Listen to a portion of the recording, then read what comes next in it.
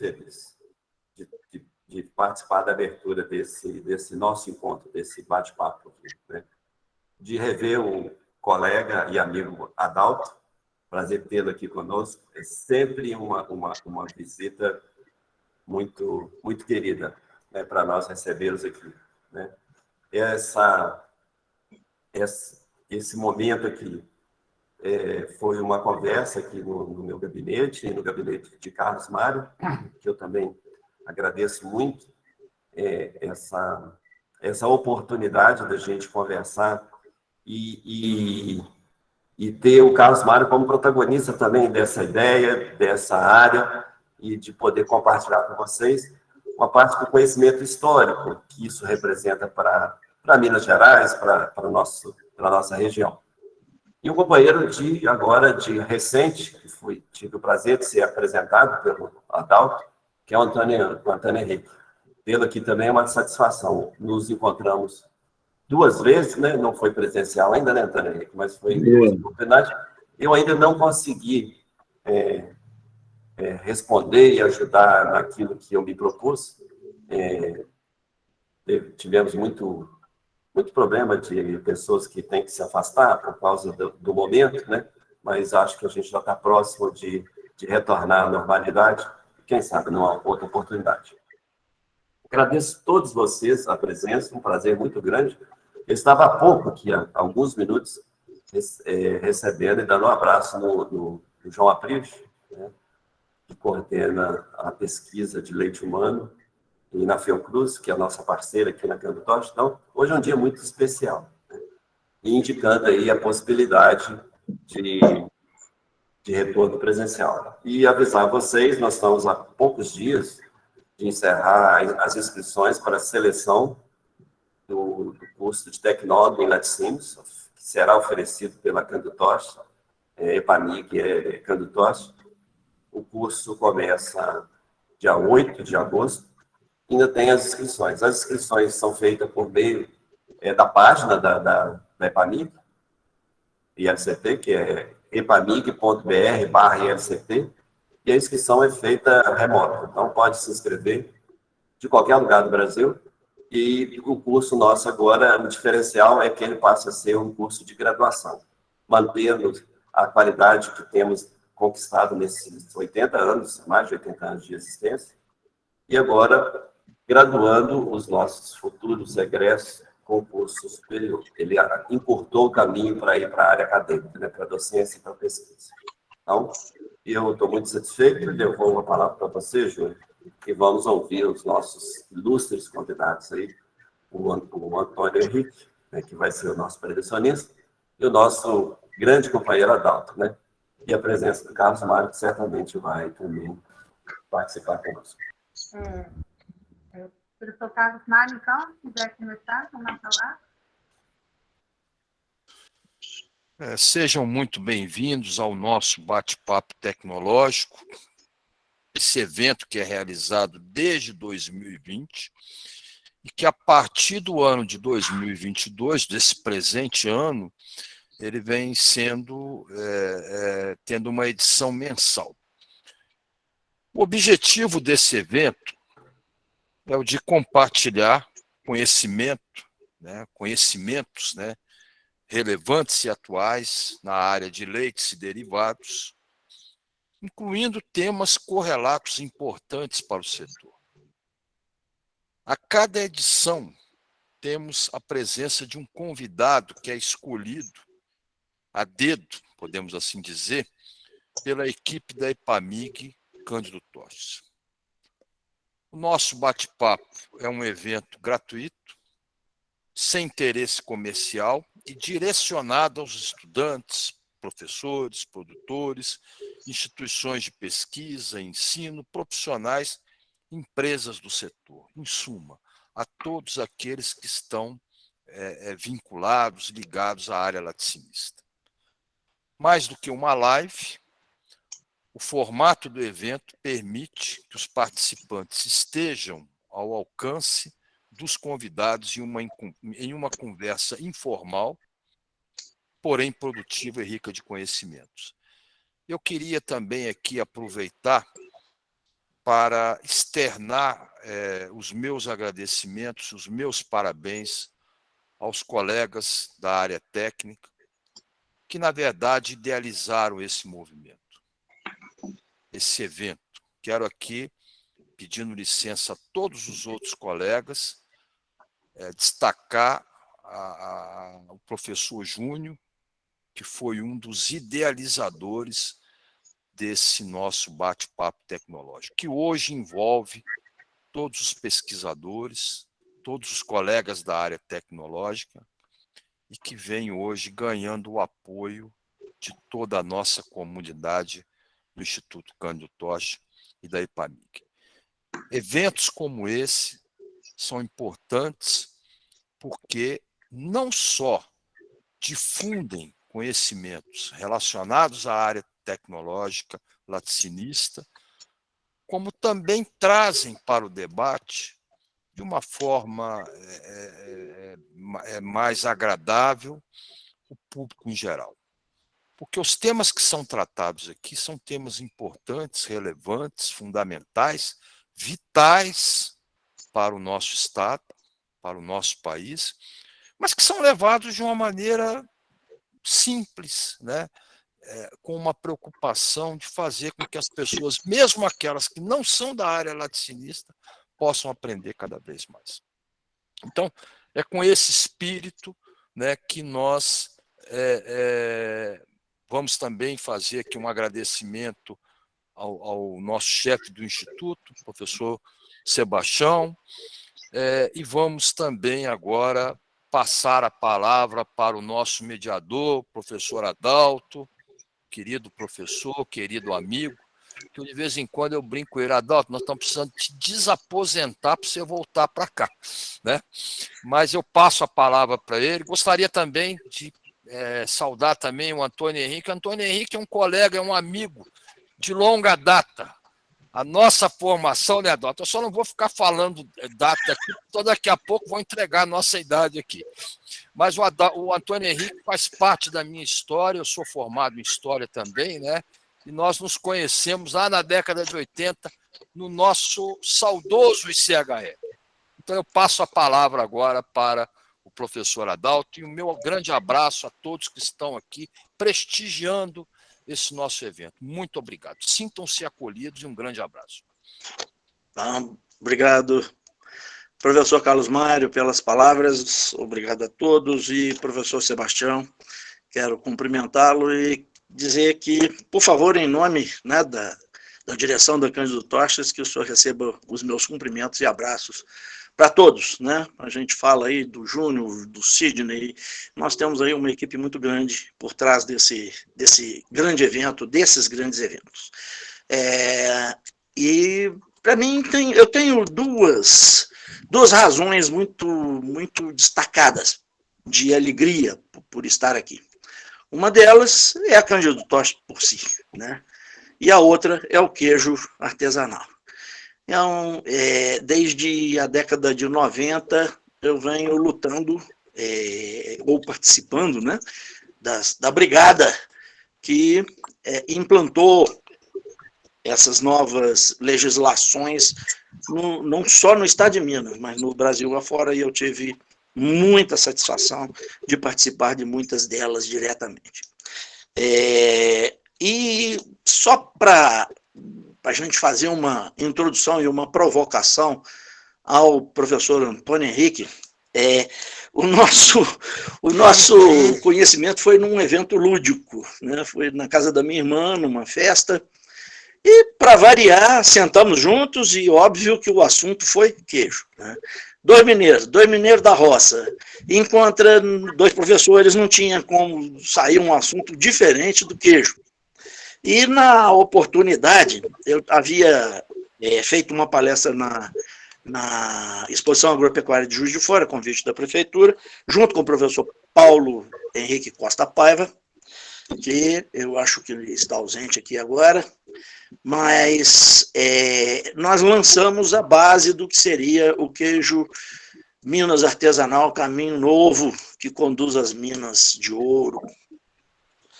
Muito bem, e é um resgate histórico que o Henrique vai nos brindar daqui a pouco. E o Henrique, desde o início, mas ele nem piscou. Falou, eu quero fazer parte desse projeto. Maravilha, maravilha. Bom, ele não só veio fazer parte do projeto, como ele foi o timoneiro, né, dos trabalhos conduzidos, os primeiros trabalhos que foram conduzidos. E lá pelas tantas nós tivemos nós tivemos a participação, a Dalva, né, da Emater, me procurou, ela estava em Lavras fazendo o seu mestrado, e me procurou na Cantoche para fazer a tese dela com queijo frescal. Eu falei, não, queijo frescal eu não faço, não. Eu não concordo, não participo, mas se você quiser, eu tenho aqui na forma um projeto para o queijo Serras da Ibitipoca. A essa altura do campeonato, o Henrique já havia conseguido fazer a separação do queijo da região aqui, do Juiz de Fora, do caminho, né, do trilho, do caminho novo, passando por Juiz de Fora, pelo Vale do Paraibuna, para diferenciá-lo do Serras da Ibitipoca.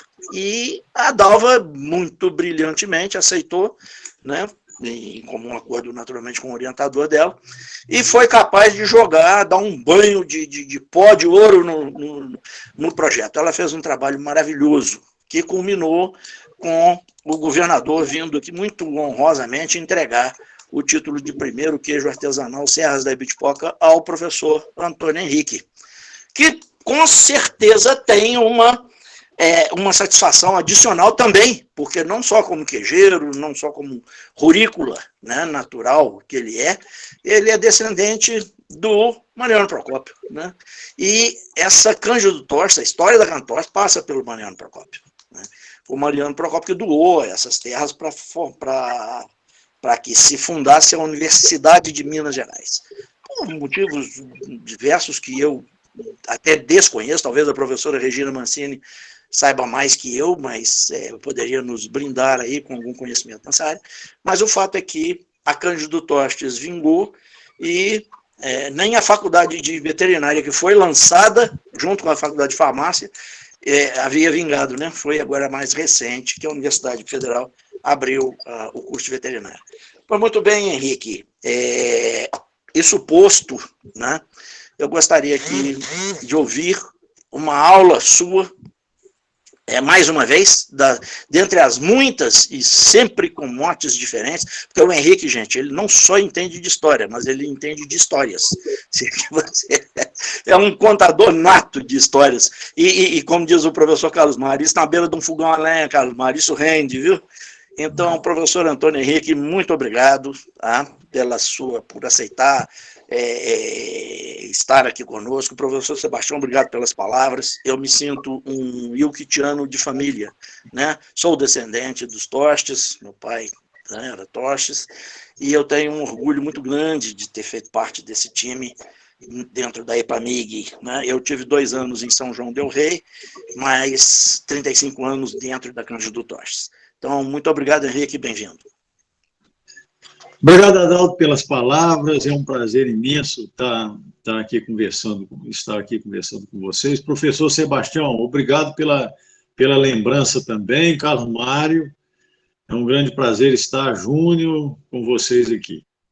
Bom, o Adalto fez um introito aí do surgimento das ideias dos queijos, né? Da minha parte, no desenvolvimento do meu doutorado, que é os negócios de Minas, eu estudei de 1728, 1729, e até 1850, que foi a trajetória de uma família açoriana, né? Daí a origem do queijo de Minas, ser açoriano não por essa família, mas pelos inúmeros açorianos que ocuparam todo esse território de Minas Gerais em épocas, em priscas eras, né? Muitos açorianos, né? Nós conhecemos açorianos mais pelo sul, né? Que são a ocupação de fronteira, que foi inclusive bancada pela coroa pela coroa portuguesa, inicialmente, né? E depois até pelo imperador, né? Para a ocupação de fronteira e proteção de fronteira, alargamento de fronteira e etc. Minas Gerais recebe os açorianos muito tenramente. Você vê, o Antônio Dias Tostes, por exemplo, açoriano, de São Sebastião da Ilha Terceira dos Açores. Os Ferreira Armon, açorianos também da Ilha Terceira, de São Sebastião da Ilha Terceira. Os Gonçalves da Costa, Ilha Terceira. E aí vai para ter ideia, uma ideia exata do que seria isso, os açorianos, um levantamento feito a partir de nascimento, casamentos e óbitos de Bitipoca, né? A professora Mônica Ribeiro, ela tabulando, então, esses nascimentos, casamentos e óbitos, ela chega numa conclusão que em torno de 20% da população branca, portuguesa, de Bitipoca, eram em torno de 20% dessa população, né? E entre os negros e os chamados caboclos, que são pessoas que já se misturaram, a questão do casamento legal também é muito complicado nessa época, como até hoje nós temos esse problema, né? E todos os descendentes de mães solteiras, etc., são chamados de caboclos, né? Também o cruzamento, a ligação com os indígenas, né? Formava-se um casal com os indígenas locais, com as indígenas, né? Porque os homens geralmente eram assassinados mesmo, né? Como quase todos nós temos uma bisavó, tataravó, que foram pegas no laço, né? E nós contamos até com certa satisfação esse episódio, que na verdade é um episódio trágico, né? Porque é um sequestro seguido de estupro, né? Então a gente não faz a avaliação correta do passado. Então esse resgate, essa busca do passado histórico também é uma forma de nós nos identificarmos e nos conhecermos, porque ainda é precário o conhecimento de nós enquanto povo, né? Tanto é que a Constituição, nós ainda não conseguimos constituirmos em um povo, ainda estamos divididos naquela questão, não, eu tenho origem europeia, então eu sou mais brasileiro que o outro. O caboclo, que foi citado recentemente, infelizmente, num sentido pejorativo em relação à constituição do povo nacional, o povo brasileiro. Então, é ainda um processo de construção. E o queijo também nos ajuda a conhecer isso, né? Aí, nesse trabalho de doutorado meu, eu trabalhei a documentação dessa família, que chega, então, por volta de 1728, e até 1850.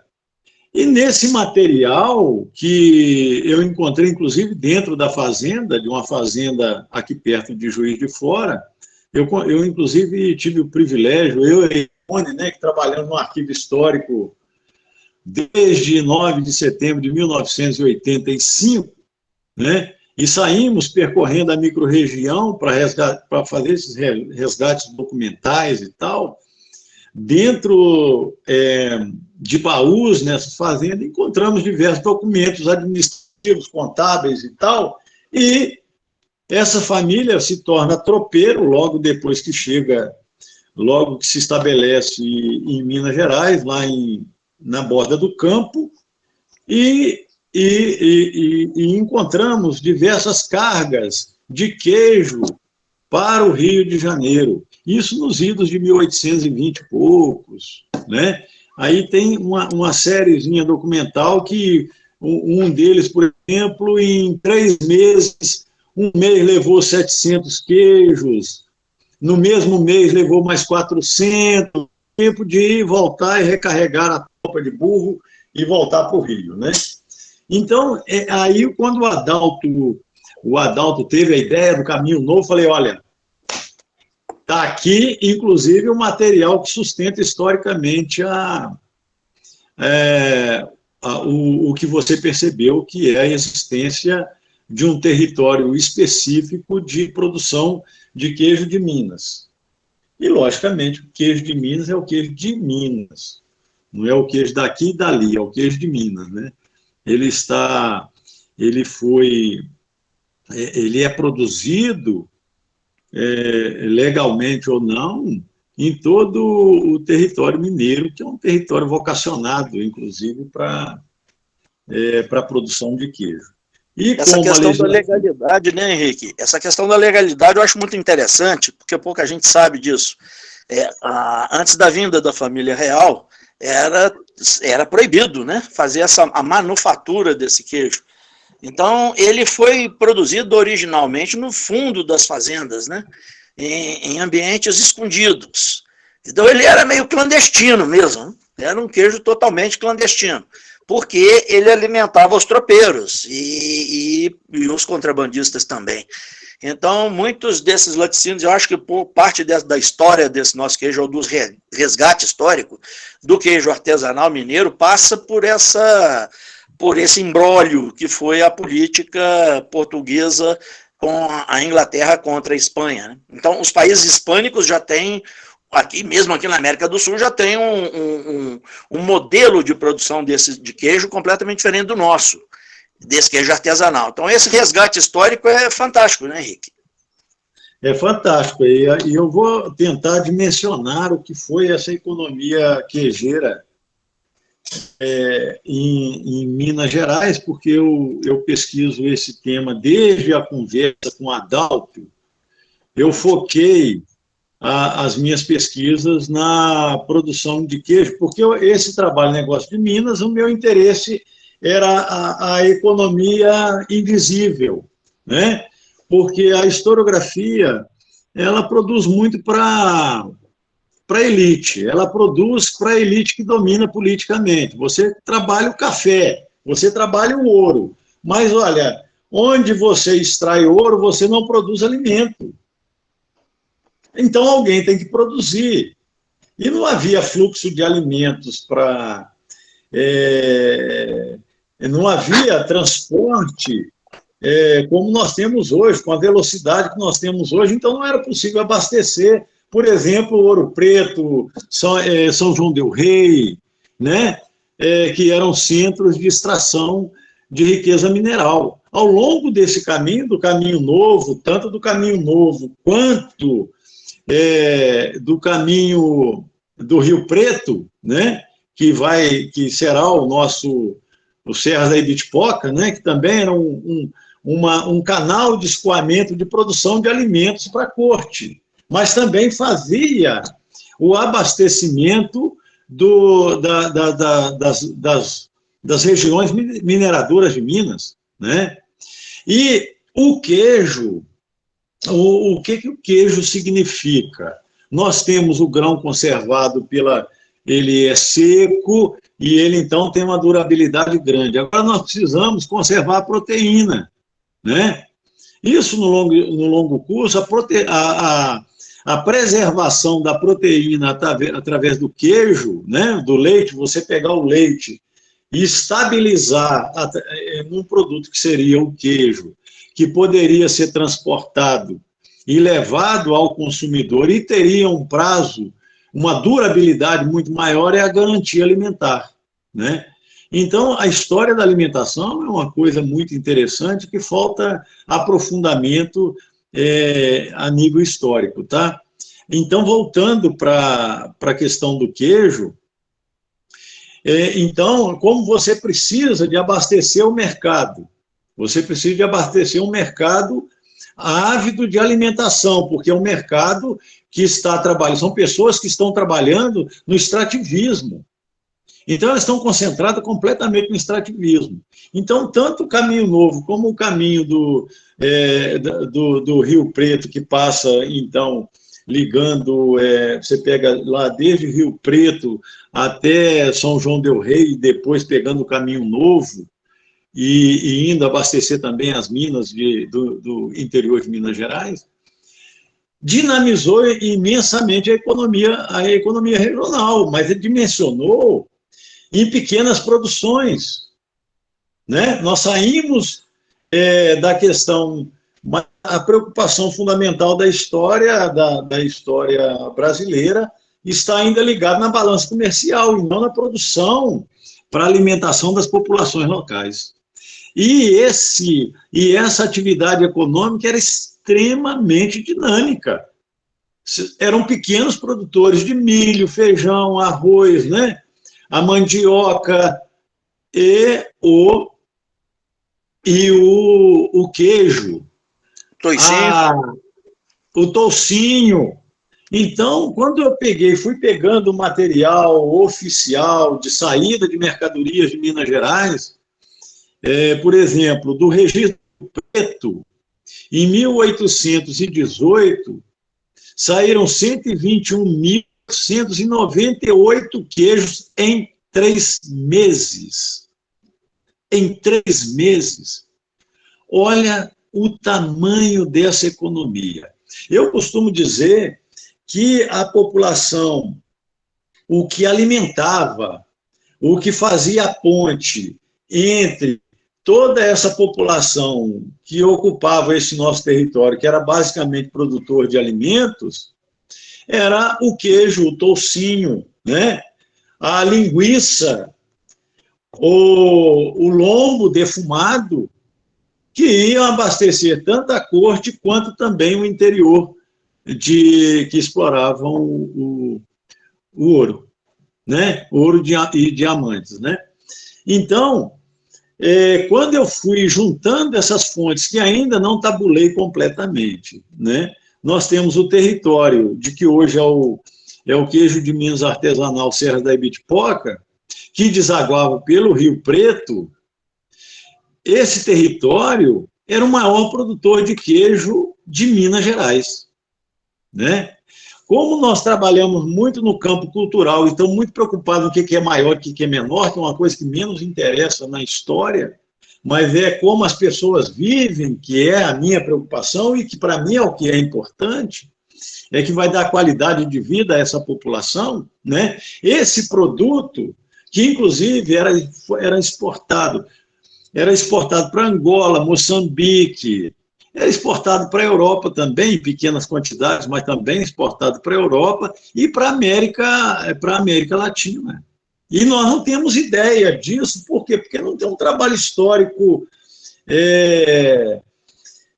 focado nesse tipo de economia, porque não a história não se preocupa com quem não é dominante politicamente, com quem não domina politicamente. Então, tem que fazer essa volta para entender nós mesmos. Nós não somos contemplados coletivamente com a nossa história. Então, o queijo, ele abriu para mim esse trabalho, esse doutorado, abriu, porque a minha preocupação era a pequena produção, né? Olha, se Minas Gerais só vivia de ouro, de que viviam as pessoas que viviam aqui no nosso território, né? Então, essa era a pergunta. Aí você viu, não, é uma economia muito dinâmica, e o queijo, entre os vários produtos, o queijo era um produto importantíssimo para a economia local, para fazer a ponte, né, do sal, que era fundamental para a alimentação do gado, e para a alimentação das pessoas, e etc, etc. Então, ele fazia essa ponte também, né?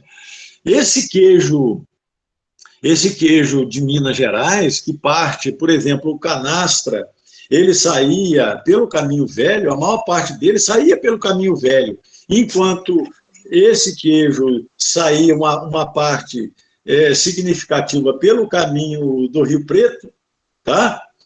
A Estrada do Comércio, né? E pelo Caminho Novo. O Caminho Novo também, nós pegamos aí de Barbacena, e pouco acima de Barbacena, e até a divisa com Minas Gerais, que é chamado Caminho Novo, escoava também em torno de 90 mil queijos por trimestre, 60 mil, 50 mil. Então, não é uma pequena produção. Assim como, aí para vocês terem ideia da importância, vamos voltar. O que era importante, o que sustentava, o que mantinha essas comunidades que estão crescendo, que somos nós, que são a maior parte das pessoas que assistiriam essa live e que estão interessados nesse queijo, é que sustentaram seus antepassados. Certo? É muito legal. Eu acho, uma coisa que pouca gente fala é a conexão da produção de queijo do sul do Brasil, a influência, porque via tropeiros, né? Os tropeiros buscavam mulas, né? Muares, na Argentina.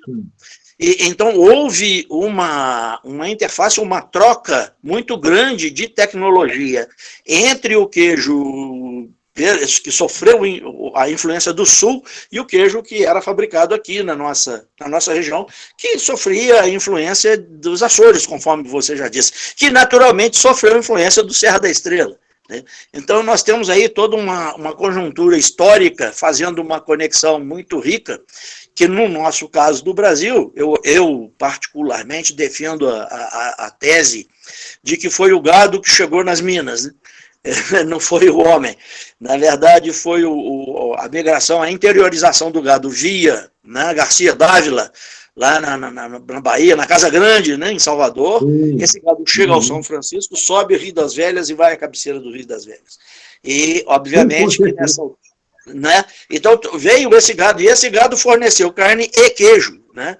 Então porque, ao contrário do que se imagina, o extrativismo nessa nossa região não era muito rico, né? Não existia muito para grandes hordas, como Ouro Preto chegou a ter 80 mil garimpeiros numa época que Londres tinha 60 mil habitantes. Então, imagina, esse povo precisava comer, esse povo precisava fazer, e aí surgem as fazendas mineiras, conforme o Henrique salientou. E eu acho muito interessante fazer a conexão da tecnologia desse nosso queijo, do queijo em todas as minas, em todos os caminhos de Minas, com a tecnologia que nós temos, uma vez tendo acesso da tecnologia portuguesa, mas nós tivemos uma influência com migrações de outros povos europeus no sul do Brasil, que foi a ocupação do sul do Brasil, e parte dessa tecnologia chegou até Minas Gerais, como, por exemplo, você um dia me salientou ali o queijo serra, o queijo o parmesão, né? Lá de Airoca, de Alagoa, que muito interessante, porque ali já foram italianos que vieram, na verdade, parece que de Diamantina, né? Com o esgotamento das minas de Diamantina, eles vieram para essa nossa região aqui na crista da Mantiqueira, que fazia parte do Caminho Antigo, né? De um dos peabirus do Caminho Antigo. Sim, a questão desse parmesão também, lógico que no território da Lagoa e tal, teve realmente a influência da migração italiana, né? A gente percebe isso e um sincretismo, né? Uma mistura de um com o outro, né? A tradição do queijo de Minas, que é uma tradição antiquíssima, para vocês terem ideia, o documento mais antigo que eu encontrei, escrito queijo de Minas, né? Tanto é que eu defendo a denominação de queijo de Minas. Por que queijo de Minas? Porque quem nomeia o produto é o consumidor, né? O consumidor nomeia o produto, é o queijo de Minas, ao mesmo tempo da identidade ao produto e tem identidade do próprio território, né? E aí, tanto é que até 1980, quando começa a surgir, mudar essa nomenclatura para queijo Minas, isso é 1980, que começa a aparecer nos supermercados do Rio lá, queijo Minas. Quando faz o acompanhamento histórico do longo curso, É lógico também que aparecia assim, queijo mineiro, tá? Mas eu peguei todos os jornais do Rio, e fiz a pesquisa queijo de Minas. E contei quantas vezes apareceram queijo de Minas. E fui olhando os jornais, né, para tabular quantas vezes apareceram, qual o período que apareceu, né? E o predominante até a década de 80 foi queijo de Minas, né? Que é então, o documento mais antigo que aparece o queijo de Minas é um documento da alfândega de São Paulo da Assunção de Angola, né? São Paulo de Assunção de Angola, que é um porto de Angola, de 1795. 1795. O mais antigo que eu tinha achado anteriormente era o da Bahia, de 1798. Então, esse de Angola, né, aparece lá, recebendo no porto de Angola, da América Portuguesa, queijo de Minas. Acho que 5 barris de queijo de Minas. Né? Olha que... aí você tem a exportação desse queijo para Bahia, Pernambuco, Alagoas, para o Brasil inteiro. Exportava-se queijo de Minas. Queijo de Minas é uma identidade nacional na gastronomia, né? Aí, Adalto, em relação à ligação com o Sul, eu fiz uma digressão inicial falando que os açorianos, inclusive, eles chegam no nosso território não de forma oficial, inclusive antes do Sul.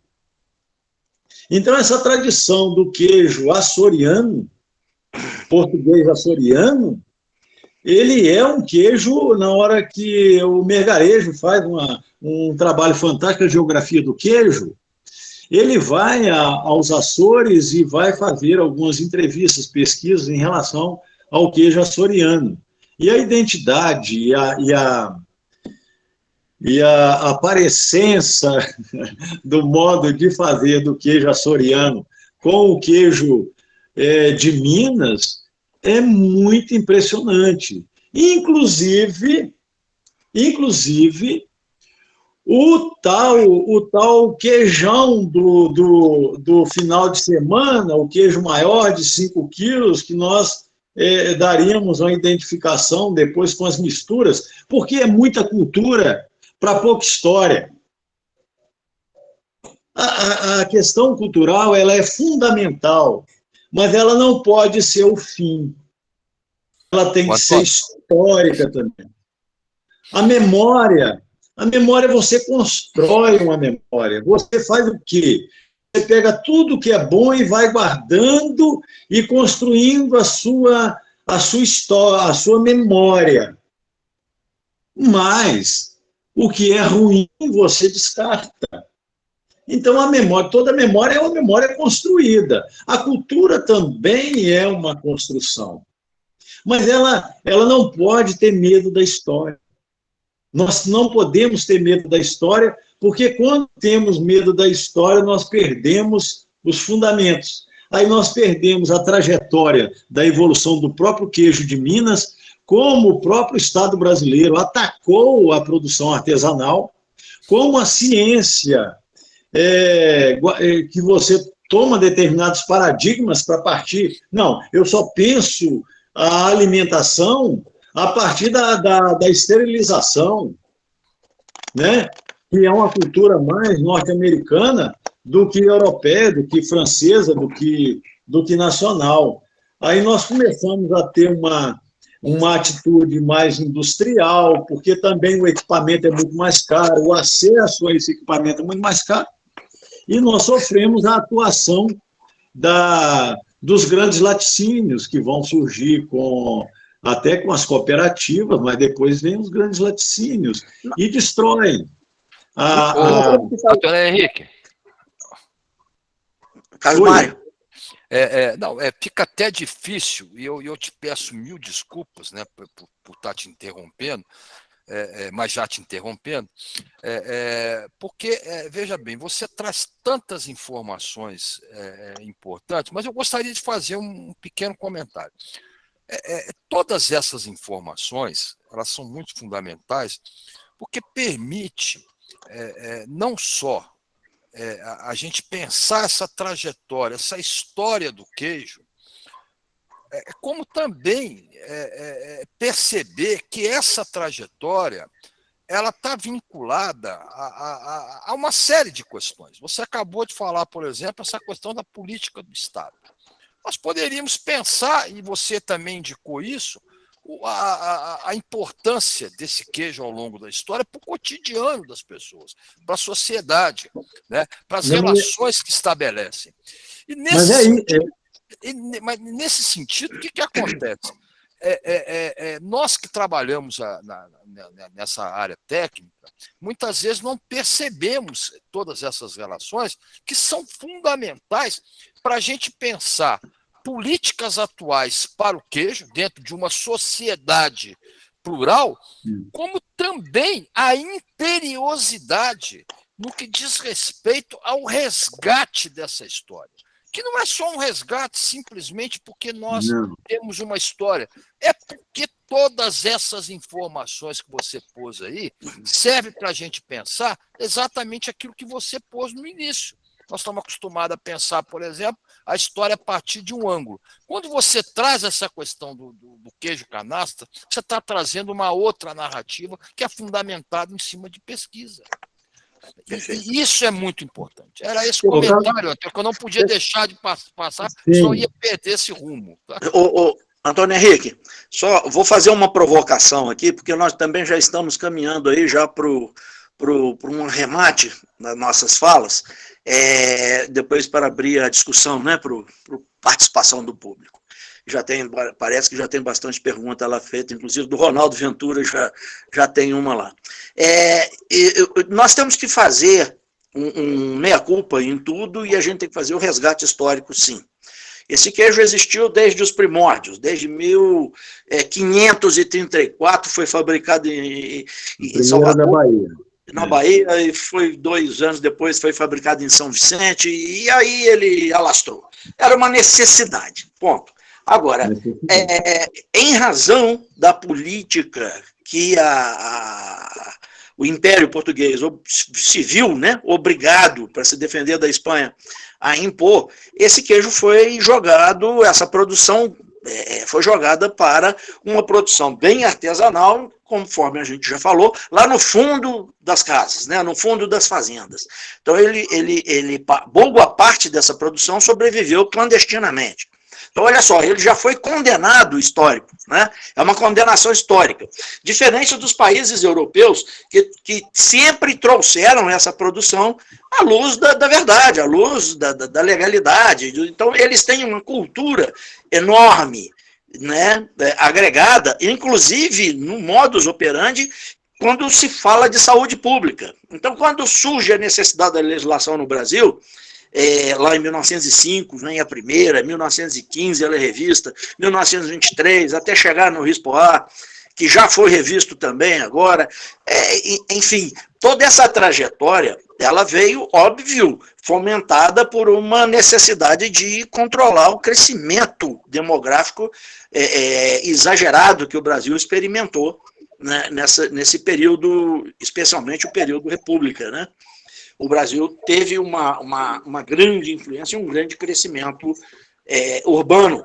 E eu não vou crucificar a legislação e os legisladores, porque eles tiveram seus motivos, né? Em que pese a gente saber que parte desses motivos podem não ter sido tão nobres, né?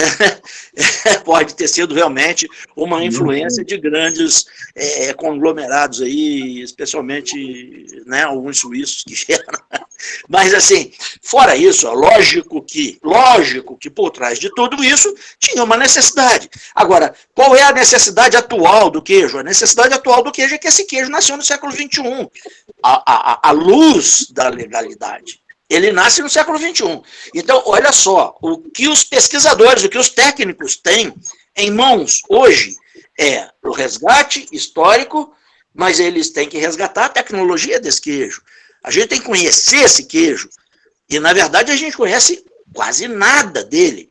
Então, eu tenho comigo um medo, inclusive, de que parte dos pesquisadores e professores estejam um pouco perdidos com relação às necessidades atuais, o que se precisa fazer para que possamos influenciar o resgate histórico desse produto, né, dessa iguaria, como diria o professor Fernando Magalhães, isso não é um produto, é uma iguaria, né? E muito bem ele coloca isso nos seus cursos de análise sensorial, oferecidos aí no Brasil inteiro. Quando ele fala de análise sensorial, ele fala de quê? De história sensorial pessoal. Então, isso está muito ligado a uma história sensorial pessoal. E eu tenho muito medo de que nós demoremos demais para colocarmos esse queijo no mercado de forma mais contundente, de forma mais participativa, porque a memória sensorial se perde. E se a memória sensorial se perder, nós vamos perder a história. Então o queijo vai começar a sofrer o quê? Rejeição por parte do consumidor, conforme você falou lá atrás. É o consumidor que identifica o queijo. Era o queijo que vinha do reino e o queijo que vinha das Minas. Né? Então, eram 2 queijos que o Brasil tinha, e daí surgem os seus nomes. Né? Bom, mas o que nós temos que fazer, Henrique, a partir de agora, nós, produtores, nós, técnicos, né? Nós, amantes do queijo, nós, consumidores do queijo, nós, artífices de pratos especiais, aí eu vou colocar até o Arthurzinho nessa vibe, que é como um mestre, né? E um maître, ele seria capaz de desenvolver a utilização desse queijo, que ficou na sua história, no bojo da sua história, ficou relegado a um segundo plano, porque ele não podia aparecer, ele era clandestino, e o que a gente precisa trazê-lo para a luz da realidade. A luz da realidade é um consumo mais democrático, um consumo... Eu tenho medo de que, por exemplo, o queijo canastra ganhou agora o melhor queijo do mundo lá nos Estados Unidos, número 1, o melhor queijo do mundo, queijo canastra das montanhas da Serra da Canastra, nascente do São Francisco, nas Minas Gerais. Olha só, que coisa mais fantástica, mas isso vai trazer para o produtor do queijo canastra, para o produtor do queijo artesanal, valor, sim, agregado, mas isso vai tirar uma parte do consumidor do mercado. O consumidor que garantiu a sobrevivência desse queijo durante esses anos todos, porque ele era clandestino e ele era vendido a baixo preço. Agora ele começa a ser vendido com um preço muito alto. Então, você agrega um valor e você exclui parte dos consumidores.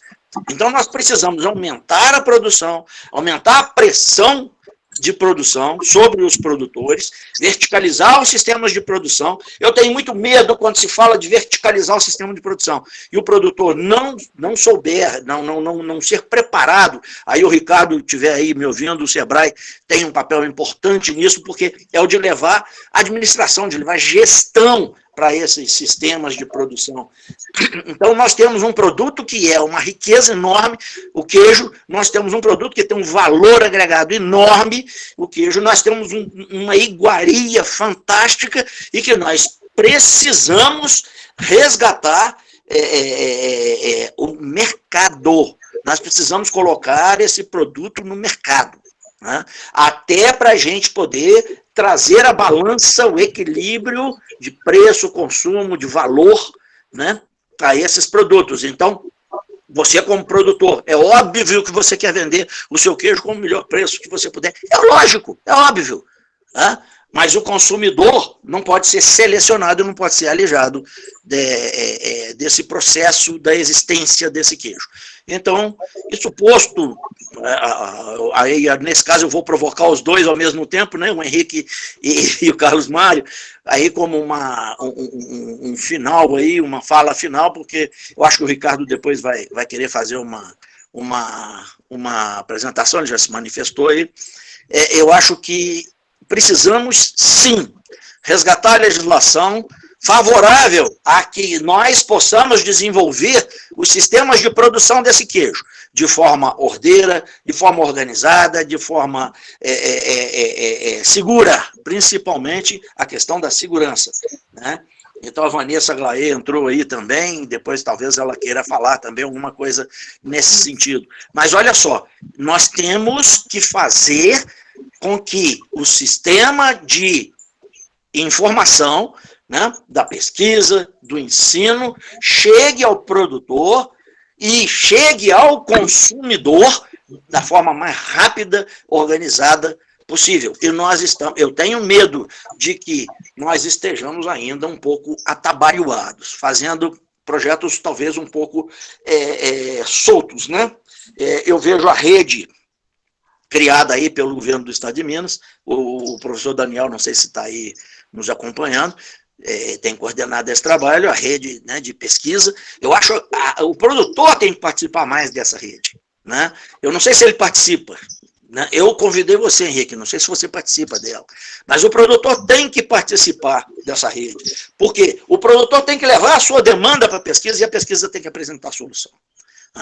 Então, essa é a minha provocação final para vocês dois, né? O resgate histórico foi muito bem colocado, né, aqui por nós três, né, digamos assim, mas o produtor que está ouvindo, ele quer uma resposta direta. O professor que está ouvindo, ele quer entender qual é a demanda desse produtor, né? E eu acho que a gente tem que fazer, por obrigação nossa, a ponte, a conexão entre essa demanda e a nossa capacidade, né, de dar uma resposta, porque nós temos limitações, é lógico. Por favor. Deixa eu interrompê-lo, aproveitar aqui, Adalto. Temos aqui umas mãos levantadas aqui. Posso colocar na conversa aqui, Antônio, Adalto, tá? Posso introduzir aqui. Ronaldo, se quiser começar, foi o primeiro que levantou a mão aí. Ronaldo Ventura, nosso querido professor aqui do Transitório. Pode abrir o microfone, Ronaldo.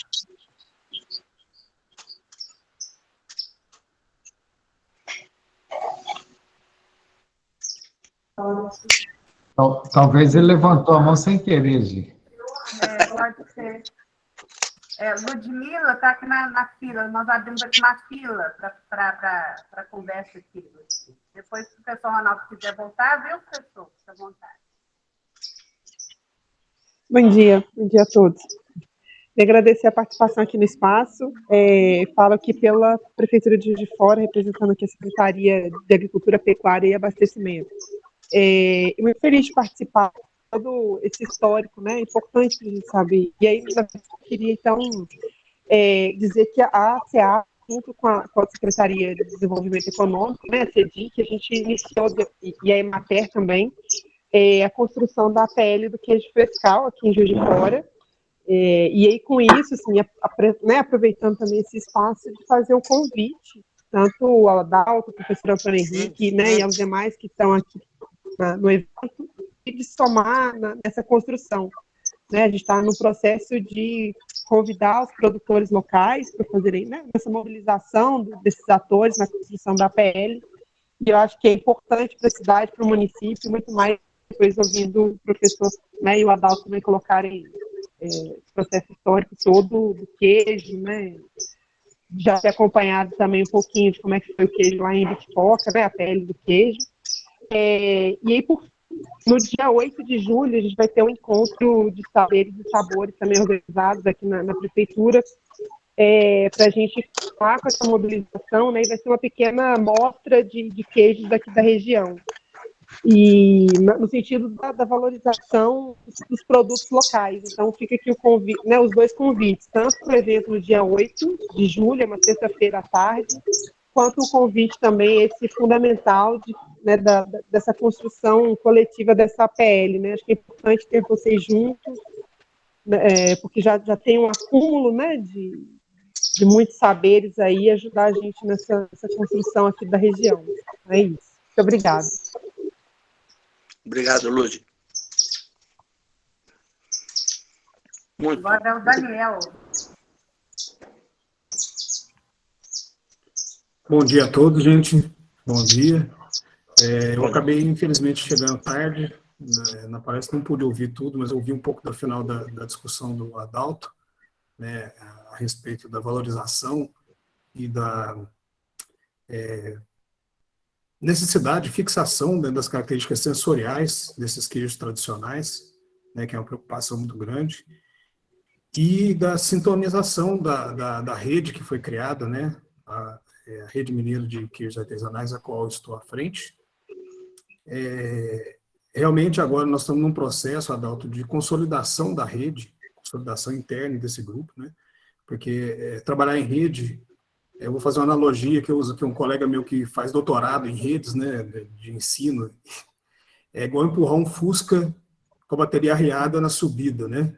É uma mudança de paradigma muito grande, porque as métricas acadêmicas, né, de pesquisadores são contraprodutivas para a colaboração, né? Então, trabalhar em rede é um desafio muito grande, que a gente está vencendo ele, porque a gente encontrou um grupo que acredita nesse trabalho colaborativo. Nós estamos participando de vários editais de pesquisa, muitos deles envolvidos com o principal foco é elucidar e embasar a legislação para garantia de segurança do consumidor, de segurança da produção. Mas o primeiro projeto que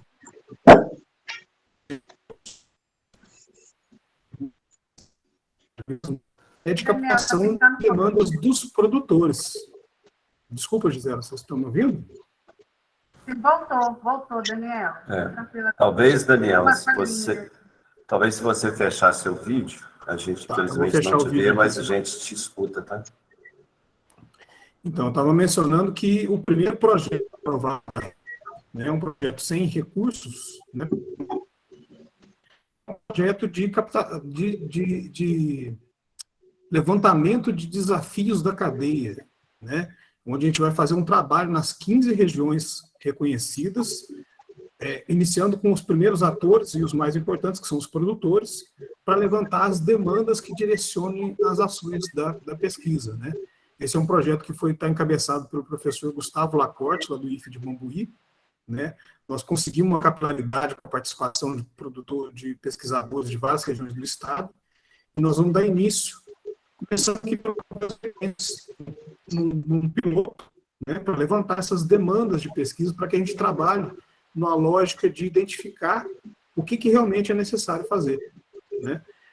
Então, a ideia é começar aqui pelo Campo das Vertentes, por ser um grupo pequeno, né, ser uma região emergente também, né, e a gente vai trabalhar com um grupo de foco que ajude a gente a alimentar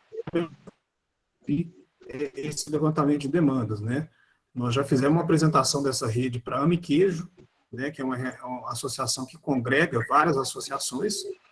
Então, Adalto, nós estamos caminhando para isso mesmo, nós queremos levantar as demandas junto aos atores, né, para a gente estar próximo disso, não fazer pesquisa solta, porque desbravar as pesquisas dentro desse campo, que sempre foi questionado, trabalhar com leite cru sempre foi houve sempre uma rejeição dentro da academia, né? Então, é necessário que a gente quebre esses paradigmas e avance nesse sentido. Obrigado, Daniel. Obrigado, professor Ronaldo Tenquini, aos participantes aí. Realmente, Daniel, eu acho que essa participação, ela é necessária nesse momento. Eu acho que nós precisamos definir melhor isso, e eu tenho certeza e tenho acompanhado o seu trabalho, apesar de aposentado, liderando e capitaneando esse grupo aí da rede. E, como sugestão, vale a discussão mais, de trazer mais produtores e lideranças, né, de produtores, o Antônio Henrique, né, a Lúcia, e nós temos muita gente aí que pode contribuir sobremaneira com essa discussão, enriquecer e acrescentar. Nós temos que participar mais o poder público municipal, como o caso da Lúdia aí, representando a prefeitura de Juiz de Fora, que vai certamente capitanear a questão do queijo, da nossa proposta do queijo Caminho Novo das Minas. Mas, Daniel, você sabe disso, participei lá fui um dos idealizadores e capitaneei a questão do queijo das vertentes, como esse aqui, o queijo Serras da Ibitipoca, como Colonial no Sul, como coalho e manteiga no Nordeste, por diversas praias por onde passei. Agora, o que nós temos que fazer é o real desenho da necessidade para que os recursos públicos que são, né, óbvio, que tem que ser tratados com muita responsabilidade e parcimônia, possam ser aplicados de uma forma que responda ao consumidor os seus desejos. Eu vou só lembrar a questão sensorial, muito já colocada aqui, o queijo Minas padrão, ele é resultado de uma demanda da população para adaptar o queijo Minas artesanal a uma tecnologia de queijo pasteurizado. Então, o queijo Minas padrão é um queijo Minas artesanal produzido com leite pasteurizado. É o que isso? É uma tentativa. E você vê que o negócio, você vê que o respeito ao consumidor fez tanto sentido que o queijo Minas padrão é um dos mais consumidos no Brasil. Adalto, diga. Eu quero aproveitar e pedir licença para todos, para fazer um pequeno comentário naquilo que o professor Daniel, satisfação revê-lo mais uma vez, com relação a essa ideia de uma pesquisa em rede. Eu acho que isso é muito importante, porque nós precisamos entender o seguinte: o grande objeto nosso aqui é o leite e a área laticinista. E nós precisamos aqui, dentro dessa perspectiva de rede, pensar essa produção do leite dentro dos mais variados campos do conhecimento. Eu vou dar um exemplo simples. Quando a gente se preocupa com a questão do resgate histórico desse queijo, dessa trajetória tão bem feita pelo Antônio Henrique aqui, nós não estamos fazendo isso simplesmente por fazer. Nós estamos fazendo isso, inclusive, para que outros colegas possam ter essa dimensão dessa trajetória histórica, para que a gente possa pensar a produção do queijo dentro de uma política, dentro de uma sociedade que é diversificada e essa produção, esse resgate do queijo nos seus mais variados aspectos, vai nos ajudar no quê? Com políticas voltadas efetivamente para a sociedade. Então, eu penso que talvez seja essa a grande resposta que a sociedade quer. Carlos Mário, você deixa entender essa trajetória e trabalhar isso. Pois não, Henrique? É isso que eu queria colocar. Né? Fala, meu querido. Bom, indo exatamente nessa direção, eu vou explicar, então, sobre o que você fez o comentário, que a maior parte da sociedade mineira vivia da produção de queijo, da produção do milho, da produção do feijão, da produção do toucinho, da produção do lombo mineiro. Na verdade, o queijo é uma cadeia produtiva, o queijo não se reduz ao queijo. Nós temos que sair disso. Não é queijo pelo queijo. O queijo é uma cadeia, é um linkage. O queijo está ligado ao suíno, ao porco. Não existe queijo sem porco, nem porco sem queijo. Né? Gente, a importância... O lombo mineiro é lombo mineiro. Você pega os jornais. Por isso que é sem a história. Nós ficamos discutindo negócio. E negócio sem história é mau negócio. Porque ele não tem sustentação, ele não tem base. Ele é um blá, blá, blá. Entendeu? Você usa a cultura como uma ferramenta de construção de um devaneio. Não precisa, nós temos história, nós temos base, nós temos sustentação para isso. O Adalto eu não vou responder. Aí, olha bem, a economia mineira, da maior parte da população mineira, fazia ponte com o mercado externo, com o queijo, o toucinho, o milho, o feijão. E a economia do queijo, olha bem, eu só vou dar uma estatística, só pegar dados, só dados, mais nada. Mandioca, viu? Sim, o primeiro produto da balança comercial de Minas Gerais durante todo o século XIX e até meados do século XX, sabe qual que era? A primeira, o boi em pé. Você esquece de ouro, esquece de café, que é produto para exportação, não é para aqui. O pé de café você plantava no quintal, colhia, fazia o café e torrava e moía no moedorzinho. Estou falando de Minas Gerais. Estou falando de nós mineiros, tá? Então era o boi em pé. Em segundo, em termos de rendimento para a província e para o estado de Minas. O toucinho era o segundo, não pelo volume, mas pelo preço, pelo que se cobrava de imposto. E em terceiro, o queijo de Minas. Olha bem, nós estamos falando. Agora, se você pegar o queijo com o toucinho, um está ligado no outro. Se você pegar a carne seca, se você pegar a outra, se você pegar o boi, para existir o queijo tem que ter a vaca, mas tem que ter o boi também, as coisas estão interligadas. E olha, gente, boi em pé, toucinho, queijo. Em termos de volume de carga, que demandava mais tropa para levar, que demandava mais tropa. O que significa tropa? Significa os burros e os tocadores de burros e a família dos tocadores de burros e os plantadores de milho, que ia plantar milho para dar milho para o burro e para dar milho para os camaradas que estão... É um conglomerado econômico. E nós temos que resgatar esse conglomerado econômico de pequenas economias que são gigantescos negócios. Quando eu falo 121.898 queijos em 3 meses, são 200 toneladas, porque o peso do queijo de Minas era em torno de 1,5 kg. A média, nas cadernetas que eu peguei, deu 1,490 kg e pouco. 1,5 kg.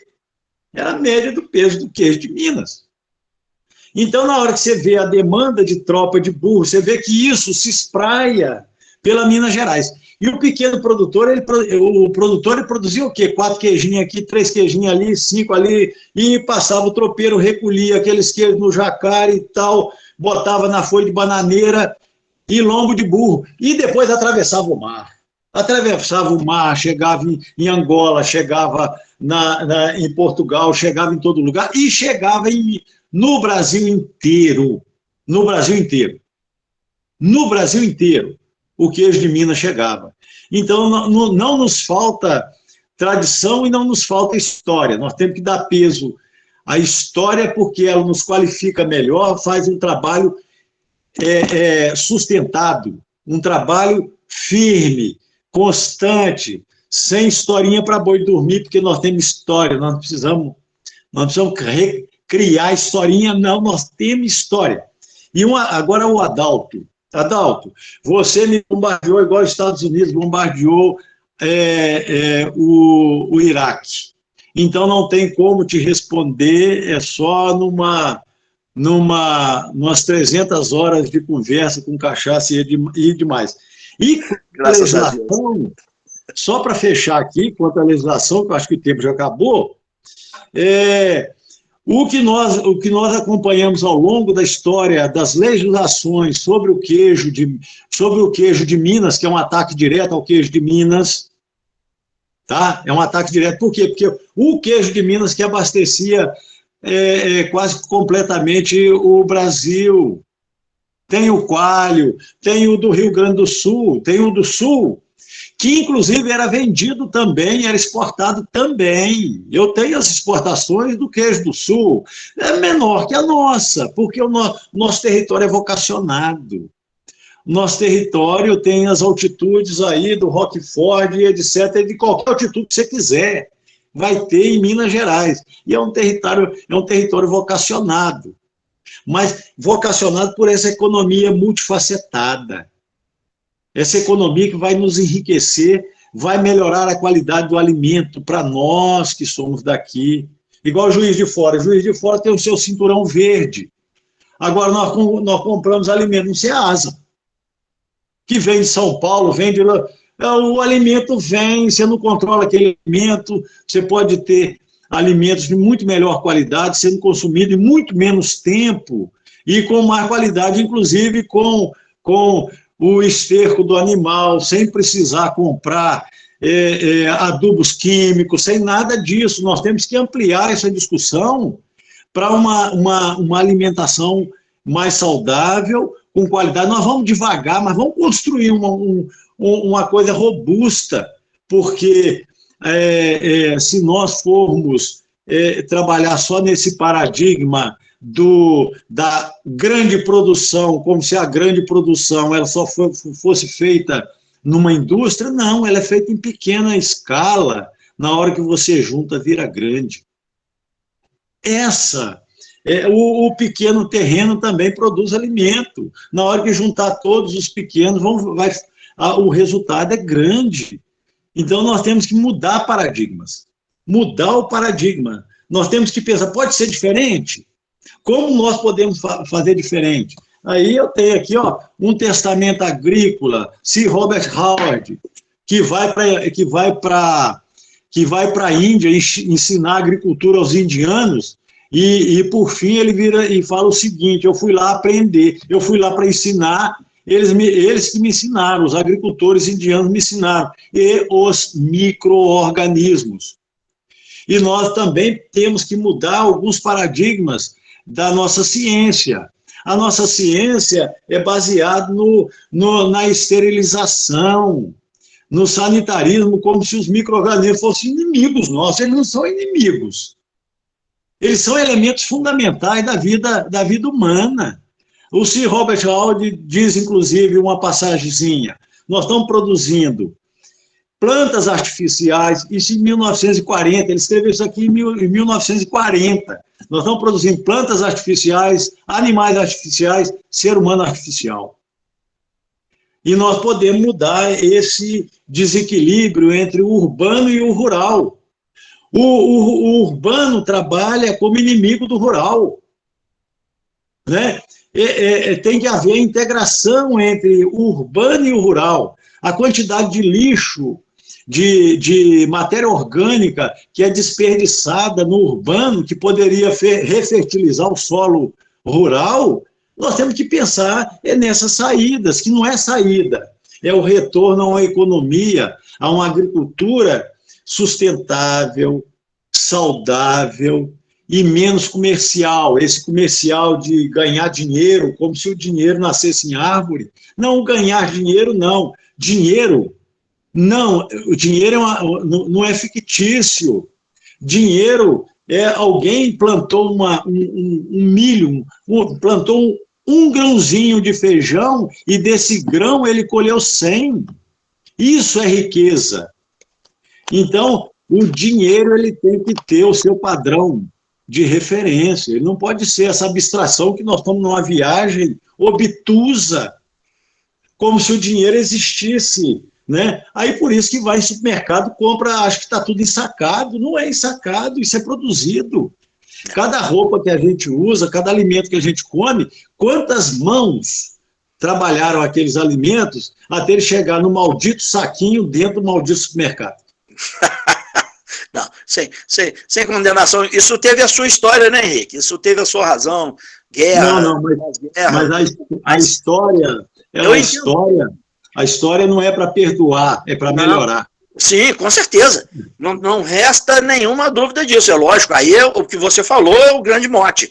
É você pegar a história e, a partir dela, você conseguir fazer um redesenho, né? Então, hoje existe em muitos lugares aí a urbanização. Nós precisamos ir para frente, fazer melhor. O interessante é que o Antônio Henrique aqui, eu reitero isso, porque isso aí eu acho que é um dos pontos mais fundamentais desse nosso encontro. Quando ele fala no leite, ele fala da área laticinista, ele está falando de quem? Da própria ideia de uma ampliação desse objeto. Ou seja, nós precisamos avançar no sentido de pensar isso nas conexões com várias questões da sociedade. E o último exemplo que você deu aí, que a gente pensa assim, a mercadoria por si só, isso aí é um equívoco que nós temos que pensar, inclusive, as relações sociais de produções que foram utilizadas para a produção dessa mercadoria, a relação disso com a comunidade, com a política, porque, na verdade, a história do Cândido Toches, que se notabiliza por uma instituição que se desenvolveu em torno da área laticinista e do leite, que é a sua principal matéria-prima, ela foi sendo construída ao longo dos anos, dentro de relações, dentro de políticas, e pensar isso tem que ser uma constante. Né? Para que a gente possa efetivamente fazer com que o Cândido Toches se aproxime sempre, cada vez mais da comunidade. Porque nós não podemos perder de vista uma questão, gente. O Cândido Toches é a instituição mais antiga de ensino de Juiz de Fora, mais até do que a nossa querida UFJF. Então, essa instituição, ela passa hoje por uma mudança, e veja bem, a própria instituição do curso superior já assinala isso, ela vai ter que ter cada vez mais responsabilidade com relação a essa questão do queijo. Ô, Carlos Mário. Professora Gisela, quanto tempo nós temos aí, professora Gisela? É bom a Gisela dar uma mediada, não, porque senão nós vamos juntos. Não, estamos aqui realmente no final, né? Nos últimos 10 minutos aí, tá bom? Tá, obrigado. Carlos Mário, a questão da história do Cândido Toches, inclusive, ela tem que ser revisitada. Ela tem que ser revisitada, porque é fantástica a história do Cândido Toches, da escola laticinista Cândido Toches. Mas ela precisa ser revisitada, tá? E para nós qualificarmos melhor a questão da indústria, o problema não é a indústria, são os paradigmas. De onde eu parto para entender indústria? Essa é a grande questão. Então, precisa de uma revisitação histórica em relação à própria história do Cândido Toches. No contexto histórico de época, né, a questão das exportações de queijo do Brasil, que estava passando dificuldades porque faltava a padronização do queijo, porque existia queijo de Minas quadrado, existia queijo de milho de coração, existia queijo de milho de tudo que era jeito. E era exportado largamente. Nós exportamos queijo para os Estados Unidos, rapaz. Nós exportamos queijo para os Estados Unidos, né? E para toda a América Latina. A produção era gigantesca. Agora, o controle do Estado, as disputas de mercado, isso tudo tem que ser discutido profundamente. Tá certo? Perfeito, Henrique. Só fazendo aqui um apanhado, né? Um compilado, né? Então, esse nosso queijo começa lá na Europa, provavelmente na Serra da Estrela, vai para a Ilha dos Açores, da Ilha dos Açores ele chega em Salvador, São Vicente, ali o gado começa a se interiorizar e vai acompanhar o homem. Para mim fica muito claro que o homem não sabia, a gente que trabalha na roça, né, Henrique? A gente sabe, você quer desbravar um terreno, solta o gado lá.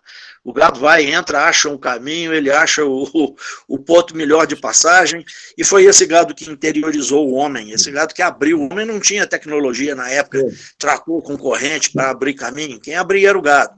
E esse gado chegou certamente... Os caminhos dos currais, os famosos caminhos dos currais. O famoso Caminho dos Currais. Esse gado chega até o São Francisco, sobe ao Rio das Velhas, sempre caminhando com o português. O português de burro não tinha absolutamente nada, um pouquinho só de piada, mas isso é molecagem, é uma coisa mais hilária, apesar de eles não gostarem muito, mas eles têm as razões deles, acho que sim, mas eu pelo menos sempre entendi isso muito como uma brincadeira, como uma diversão, mas o português era muito inteligente, e eles, quando chegou no Rio da Velha, ele percebeu que tinha ouro na cabeceira, e aí ele foi até Sabará e Vila Rica.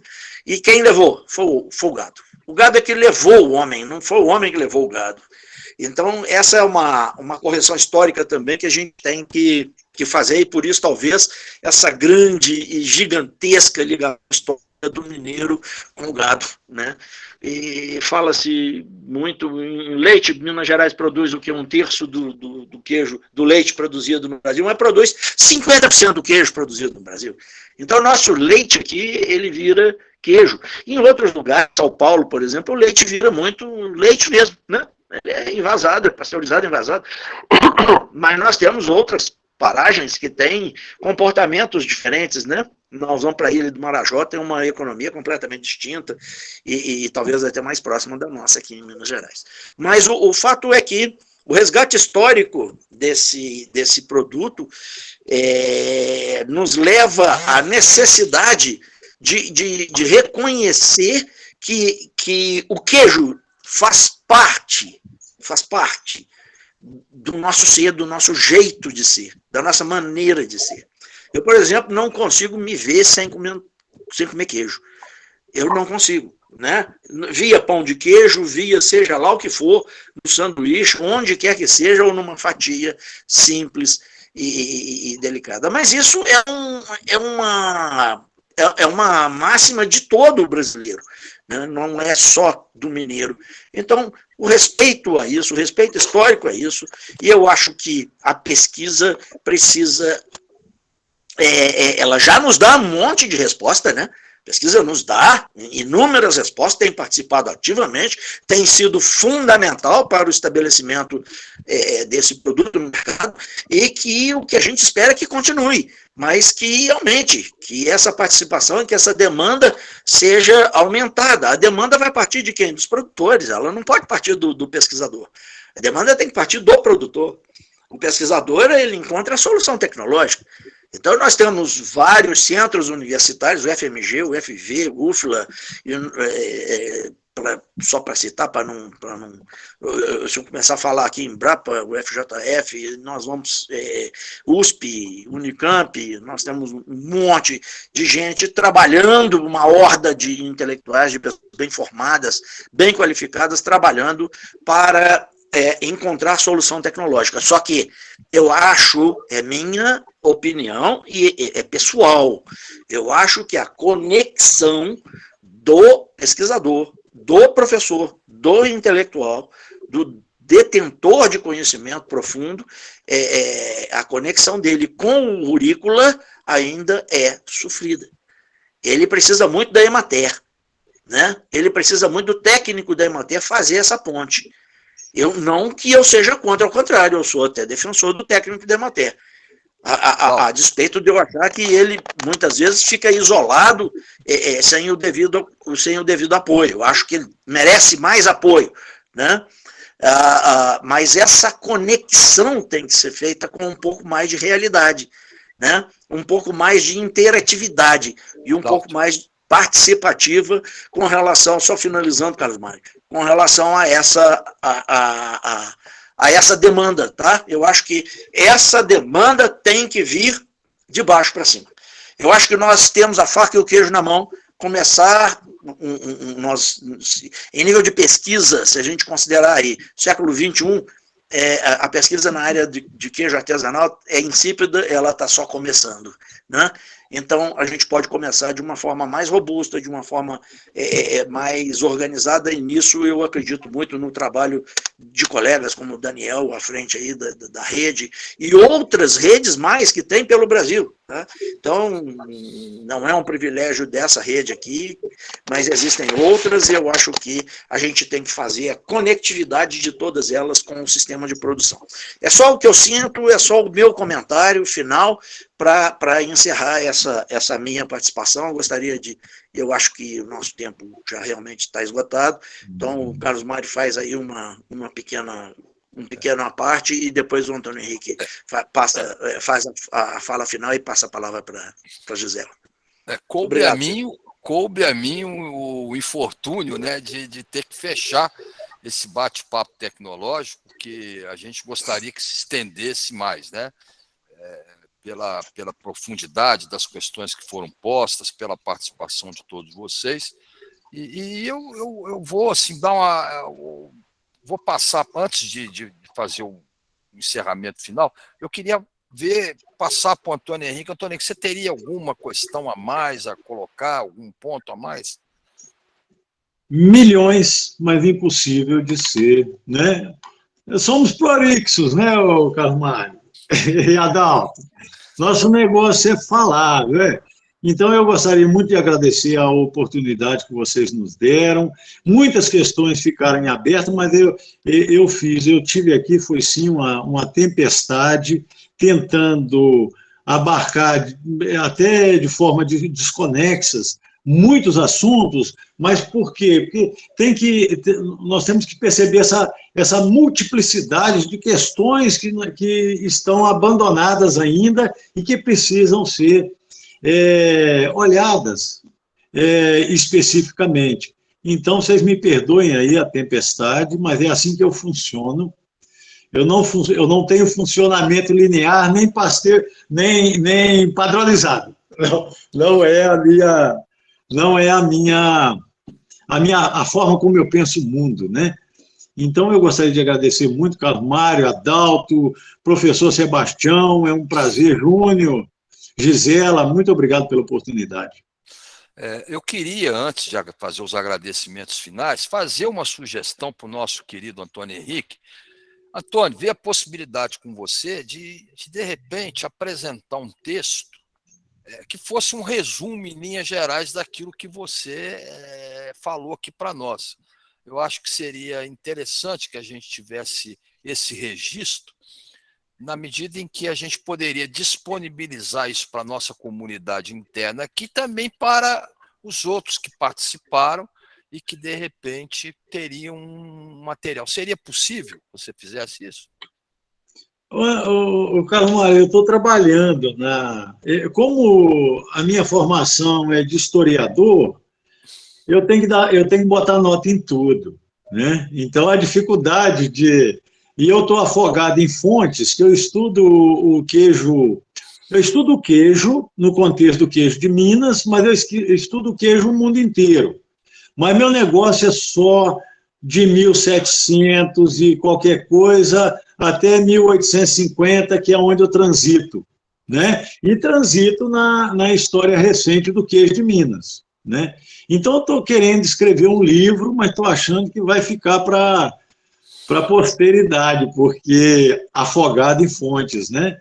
Mas, Carlos Mário, vamos ver se a gente consegue fazer alguma coisa, porque a complexidade é gigantesca, né, do tema. Na verdade, seria uma espécie de memória desse nosso encontro por escrito. Carlos, claro que a escrita é muito, muito bom, sem dúvida, né? Mas já nesse primeiro momento a gravação fica disponível. Não, Agora à tarde já fica disponível no nosso site. Mas isso não exclui, lógico, né, Antônio, que a gente, se possível, numa oportunidade, a gente ter esse documento seria bom. Mas não se sinta pressionado, digamos assim. Não é. Eu vejo depois com você, Antônio. A gente conversa depois. Nós precisamos conversar. Beleza. Bom, eu queria agradecer mais uma vez ao Antônio Henrique, amigo de longos anos, né? Ao professor Adalto, a professora Gisela, em nome do qual eu agradeço a todos os outros colegas da área técnica, fazer um agradecimento também especial ao professor Sebastião, que vem liderando aqui a nossa comunidade na implantação do curso superior, e também aproveitar e fazer um agradecimento também ao professor Fred, que também tem nos ajudado muito aqui na implantação do curso superior, e os nossos agradecimentos à presidência da EPAMIG, que hoje é presidida pela professora doutora Nilda, né? Então, ficam aí os nossos agradecimentos, né? E espero que a gente possa ter a oportunidade de discutir esse tema aqui. É isso, e um bom dia para todos e para todas, né? Passo a palavra, então, para a Gisela novamente. E ao professor Sebastião, que se quiser também se manifestar aqui no final. Professor Sebastião, tá aí? Sim, estou aqui. Deixa eu abrir minha câmera aqui. Olha, estou muito feliz, satisfeito. Agradeço imensamente aos três, o Antônio Henrique, que foi o prelecionista, que foi o protagonista desse encontro. A participação sempre interessante, muito boa de escutar, e do Adalto, e do nosso colega, né, companheiro aqui do Instituto, o Carlos Mário. Vocês nos proporcionaram uma manhã muito agradável e de muito conhecimento, né? Não é só o negócio do queijo, né, Antônio? É a cadeia do queijo, envolve uma série de outras questões muito interessantes. Vem confirmar, vem a enriquecer e demonstrar a importância econômica, importância social, importância do conhecimento e de tudo que a gente precisa buscar para aprofundar, enriquecer e valorizar esse conhecimento, a história do queijo, para Minas Gerais e para o país, né? Agradeço também e destaco aqui a presença do Executivo Municipal, da Ludmila, da Fabiana também, a todos vocês do Instituto Laticínio Canto Totti que estão aqui conosco, a vocês de várias regiões do país, do estado de Minas Gerais, que estão aqui, né? Ao Daniel, nosso colega lá de São João do Rei também, aos interessados, aos que trabalham e têm interesse no tema, né? Aos colegas também, da Mater, do IMA e de todos que estão aqui conosco, né? Parabenizo os três, como eu já fiz, né? Sabia que seria muito bom, estou satisfeito com a Carlos Mário. Estou muito bom, agradecido aí a Adalto de ter abraçado e a gente honrar e ter a presença do Antônio Henrique conosco aqui. A todos vocês, muito obrigado. E acho que a palavra está livre, se alguém quiser mais alguma manifestação, né? Tem uma questão que eu não mencionei aqui, é lembrar a todos aqui que nós estamos convidando a todos presentes aqui para o nosso Minas Láctea, que será realizado nos dias 12, 13 e 14 de julho. As inscrições estão abertas, né?